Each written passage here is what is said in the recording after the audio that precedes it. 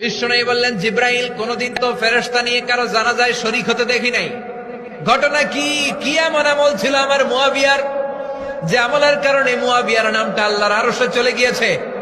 1,40,000 ফেরেশতার বহর নিয়ে তুমি জানাজায় শরীক হয়েছ। কি এমন গোপন আমল ছিল আমার মুয়াবিয়ার, আমারে বলো। সাইয়েদনা জিব্রাইল বললেন, নবী, আপনার মুয়াবিয়া বিশেষ একটা আমল করত। বিশ্বনবী বললেন, কি সেটা? সাইয়েদনা জিব্রাইল বলে, আপনার এই সাহাবী কাইমান আও কাঈদান, জালিসান আও মাশিয়ান, উঠতে বসতে চলতে ফিরতে সব সময় আপনার এই সাহাবী পড়তে থাকতো, কুল হুয়াল্লাহু আহাদ, আল্লাহুস সামাদ, লাম ইয়ালিদ ওয়া লাম ইউলাদ ওয়া লাম ইয়াকুল লাহু কুফুয়ান আহাদ। পড়েন সুবহানাল্লাহ।